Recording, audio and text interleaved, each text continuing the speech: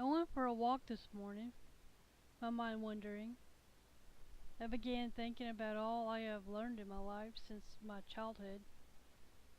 It occurred to me that the only thing that is true in my life is my own personal history. The history of the nation in which I was born into is based on nearly 300 years of deception. While walking, I tried to put together the puzzles that lay deep beneath the surface of the matrix of deception. The Pilgrims, as I was taught in school, came to the new land to escape growing dictatorship of religions and oppressing governments. These Pilgrims, as they began to build new nation, they struggled with surviving in the new land until the indigenous common people came with knowledge, open arms, and love for fellow man and saved the population of common people of Europe. They celebrated their new founded friendship and their life-saving kindness and skills by coming together and giving thanks to the Creator, and these common people called this holiday Thanksgiving. The only true holiday under the only treaty the new nation, not yet named, agreed upon by breaking bread. From what I understand from the fragmented truths obscured by lies over 50 years of my life, is after the Pilgrims settled and began to organize the government, their dreams, ideas, and hopes for the common people of Europe and the indigenous people of this new unnamed nation became a reality. Many presidents were chosen over the few decades as more and more people from Europe began to come and settle in the eastern seaboard of the new nation. All of a sudden, according to the history books, there was an election of the first president, George Washington. Well, something is missing in the history books. The Masonic order had slipped into this new nation and had already established itself with the Pilgrims and indigenous people and began to formulate their own government and very quietly pushed the Pilgrims and the indigenous people into submission. This history of the true America was wiped out from the pages of history, but not from the minds of the descendants that would carry this knowledge into the future. It was not until the Messianic Order and other unknown characters arrived in the new founded America that wars with the indigenous people began. You see, the Pilgrims were totally forgotten about as the Messianic Order began battling with England, the Redcoats. The Masonic Order created the Declaration of Independence for the Messianic Order and not for the Pilgrims and indigenous people of America, and certainly not for anyone outside the order. This was the first invasion of American soil of a foreign power that had occurred. Remember, the Pilgrims and the indigenous people of America created the first treaty and established the first government, which to this day is still under the Treaty of Peace, however obscured by the lies by the now present government. The second invasion of foreign power occurred when England sent the Redcoats to America and attempted to assert ownership of the new lands from the Masonic Order. So the order can do whatever they please to the new land, completely disregarding the already established government under the Pilgrims and the indigenous people of America. After the Declaration of Independence was signed, the document did not include people outside the order. The first 13 colonies were established for the members of the Masonic Order. However, the population was unaware that the secret society had taken over the original government. The citizens completely forgot about the Pilgrims and indigenous people of America was the true government body. George Washington was a common man who gave up his ancestry to obtain recognition for himself, thinking he was doing the right thing for his new nation. However, on his deathbed, he had a vision of the future of America and the wars which followed. I believe he was seeing the result of his own decisions made while in office and seeing where the Masonic Order and what they would do to the nation in the future. I'm sure George Washington died of a broken heart. As we all know, this Masonic Order remained in power for at least 200 years. All the laws ever written were compiled by the Masonic Order and for the members thereof. As the states developed, the Masonic Order took over the government powers in all the levels of government across the United States. While the Masonic Order was rising, there came a new government.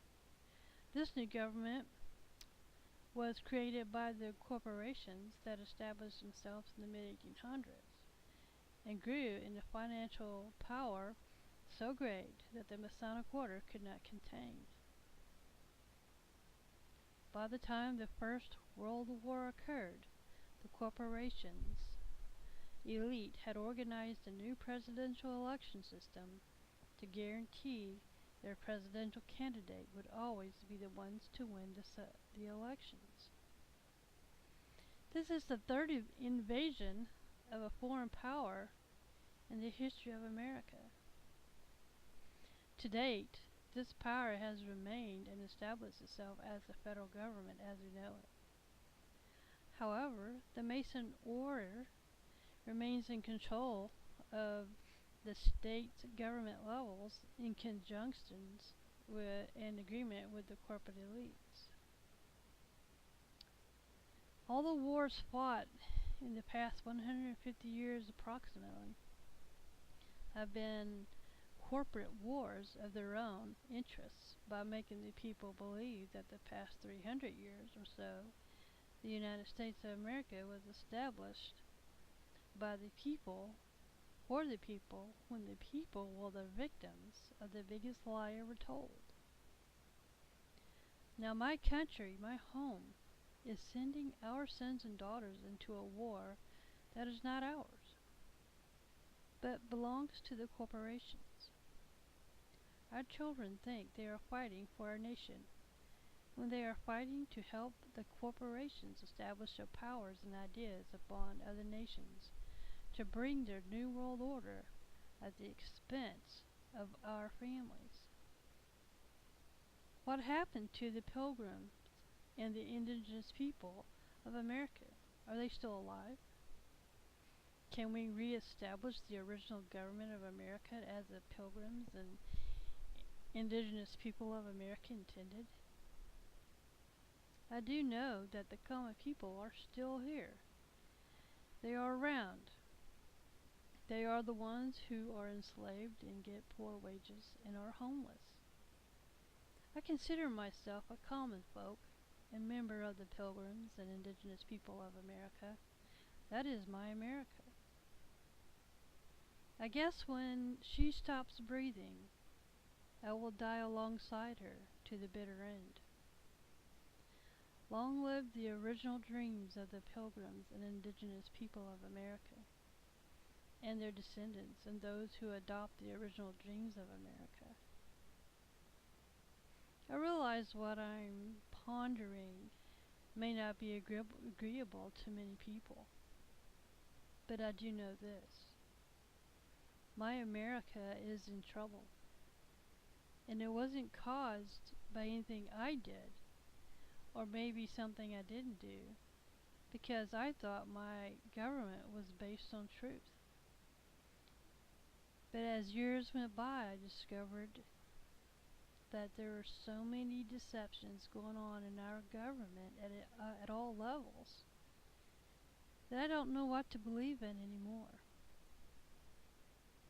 Even if I attempted to try to change things, as many people are, in fact, as I'm walking on the sidewalk, are being harassed, arrested, charged with crimes not committed, being charged with being someone who's trying to terrorize our country, when in fact those who are hiding underground, the wealthy, the powerful, the elite, who have controlled this country for 300 years, are now hiding because they believe that riots are going to break out across this nation and possibly around the world.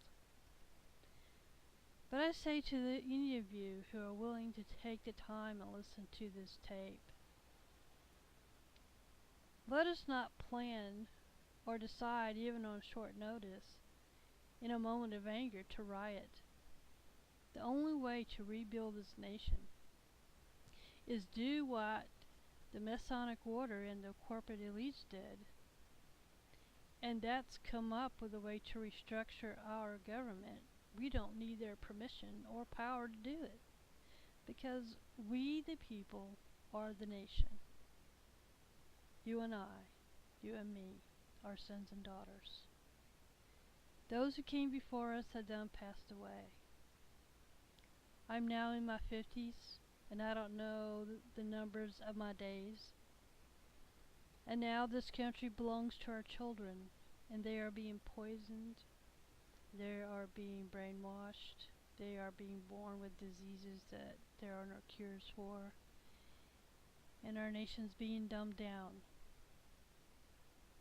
Our country lies in the hands of the Creator, and how our country ends and re-begins is up to our children. And if those of us who are still in our right minds are able to make changes, then I think we should. But only time will tell. As for now, I pray that everyone would consider our options before it's too late. I love my country, and I love my children, and I didn't come to life into this world with the idea that my children will be fighting for their very lives, that my grandchildren will be in mortal danger, and that their children they have yet to give birth to, because they themselves are still children, that their descendants are in danger of being born mentally retarded or terminally ill, or may never be born at all. This idea scares me. Please take the time and consider what is happening to our world, and I know that many of you are. Get down on your knees and pray for guidance. Thank you for listening to me today as I continue to walk. May God bless you.